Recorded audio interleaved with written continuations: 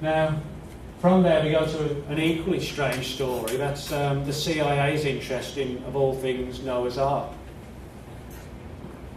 And again, like with the CIA and the Dead Sea Scrolls, you would think, why on earth would the CIA be interested in Noah's Ark? Even if it exists, isn't it just, a huge wooden boat which after thousands of years would probably have decayed and, become almost like fossilised on the side of Mount Ararat, Turkey, where it supposedly came to land after the flood? Well, that's correct. There isn't really any reason you could imagine why the CIA would have an interest in Noah's Ark, unless they felt or theorised that could there be something else going on with it as well. The story goes back to 1949, when a US Air Force spy plane was flying over Turkey towards the border of the former Soviet Union. The Russians at the time were building a new military base near the border of Turkey, with Turkey being our friends. The concern was, this will sort of jeopardise Western Europe, it would allow the Russians to launch a sneak attack at Western Europe. So the plan was for this US Air Force spy plane to get as close as it could to the base and take some good quality aerial photographs.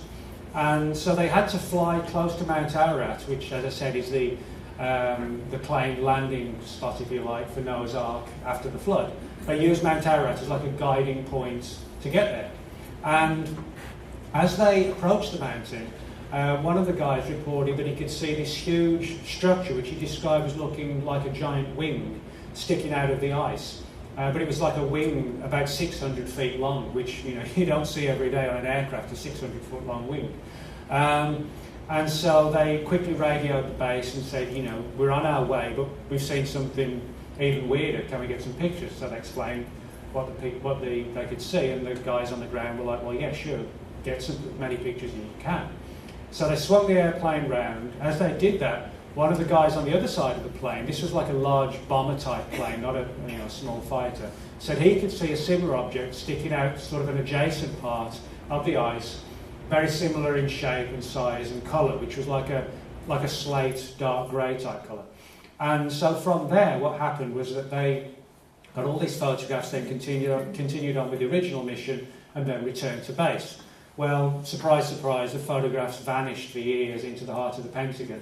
A couple of them have actually been released now through the Freedom of Information Act, but the bulk of them haven't.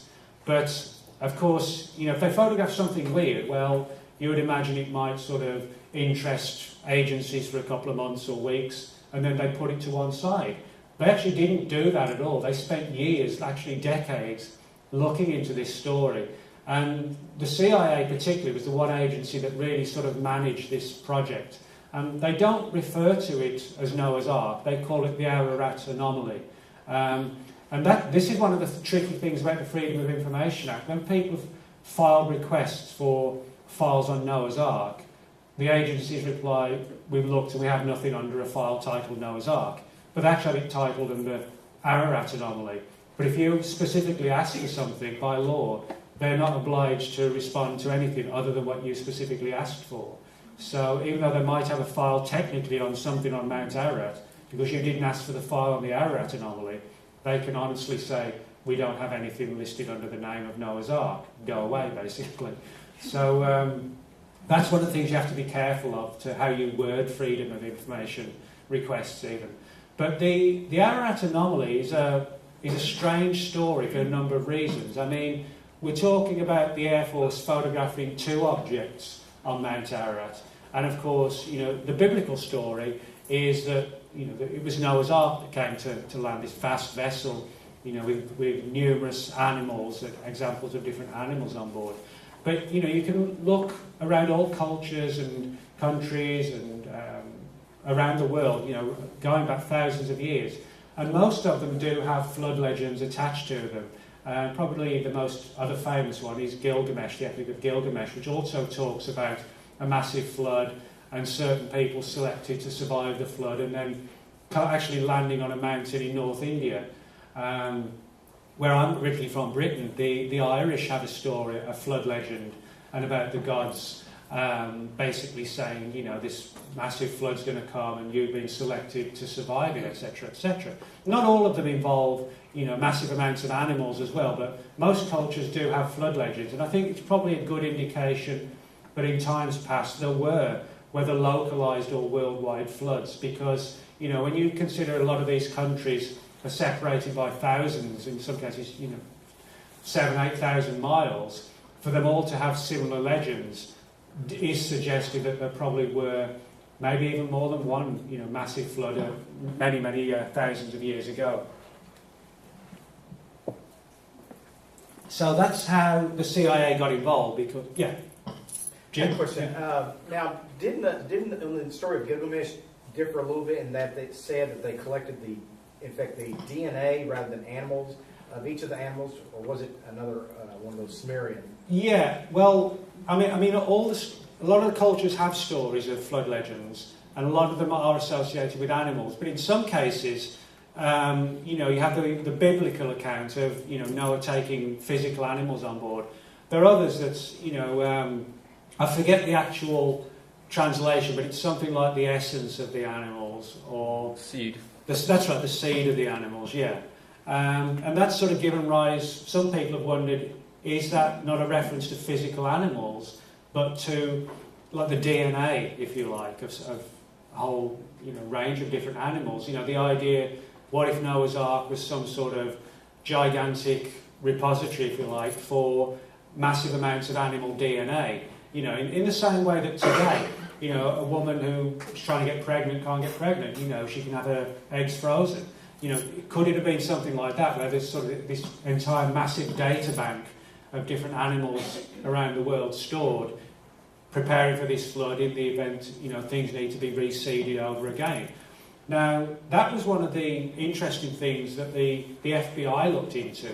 The idea, well, it wasn't so much the FBI believed it, but what they did, they focused a lot of attention on authors and researchers who were suggesting that Noah's Ark was some sort of huge alien spacecraft, and that it literally was acting as like a space ark for all these sort of examples of possibly alien DNA. Now, whether or not that's true, we don't know, and I think it'd be sort of difficult to prove things one way or another. But the very fact that the FBI was watching a lot of people and preparing files on them who are claiming this or suggesting this does make you wonder, or suggest that probably within the Pentagon there were people who had discussed this idea. Was it linked with a UFO? Was Noah's Ark some sort of crashed UFO? For example, there was a very controversial 1950s contactee. That's somebody who claimed to have met aliens sort of face-to-face back in the 50s. A guy named George Van Tassel. Very, very controversial guy. Had as many believers as he did detractors. And he claimed a lot of face-to-face contact with human-looking aliens who said, we need to disarm our nuclear weapons and live in peace with one another. Van Tassel, in 1960, gave a lecture in Denver, Colorado, where he spoke about how he believed that Noah's Ark was some sort of ancient UFO that had crashed on Mount Ararat, and had all these examples of terrestrial animals on board that had basically kidnapped, I suppose is the right term to use. And that he'd found this out and he wanted to sort of tell everybody his findings.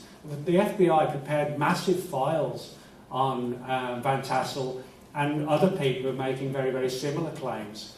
And to demonstrate that it continued and continued, in 1975, a guy named Fernand Navarro wrote a book about his search for Noah's Ark, and actually got hold of a file from the CIA which talked about how Navarro, CIA personnel, were actually sitting in the audience at one of his lectures at a shopping mall in Washington, D.C. in 1975, listening to him talk all about Noah's Ark, and they prepared extensive notes for the senior personnel when they got back to the offices.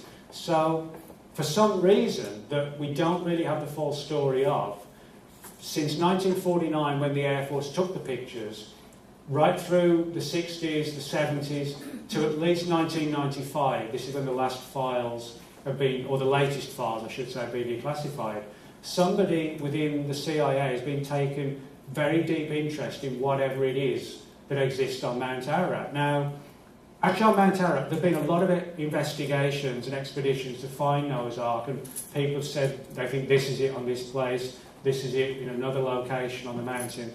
The pictures that the Air Force took are actually very near the summit. They're like 15,000 feet, and it's clear from the pictures, which you can find online. If you type in Ararat anomaly to Google, it'll take you, the first page I think is the Wikipedia page, and you can see one of the photographs there. And it looks like some large slate-coloured object embedded in the ice, but because it's so near the top, where it's pretty much frozen and covered in snow and ice all year round, it's very much impenetrable. It's not like the lower levels where it's sandy, you can rocky, you can walk around. It's almost, walking around Mount Everest when you get to the very tip of the mountain. So I suspect that's why it's been so difficult to prove whatever this thing is. But there are stories about Hitler, and before that the Soviets, sort of 1918, 1919, supposedly launching secret missions to try and determine what this thing was, suggesting maybe that even prior to the Air Force's investigations in 1949, that other governments may have done this earlier and possibly found some answers as to what it was. Yeah. Were you going to talk about the Ark of the Covenant and what they might know? Did you have Oh, thoughts yeah. on that? Yeah, I mean, the CIA, this is actually just we've got snippets of this story, so it's one that's still being developed right now. This aspect only surfaced a couple of years ago. But we know that in the early 60s, same with the Atlantis and Edward Casey, the CIA was interested in the story of the Ark of the Covenant. When you read the story of the Ark of the Covenant in the Bible, it talks about it possessing these sort of fantastic powers, and people supposedly got too close to it and died, etc. And you could sort of speculate on what is it. Is it the power of God? Is it some technological device?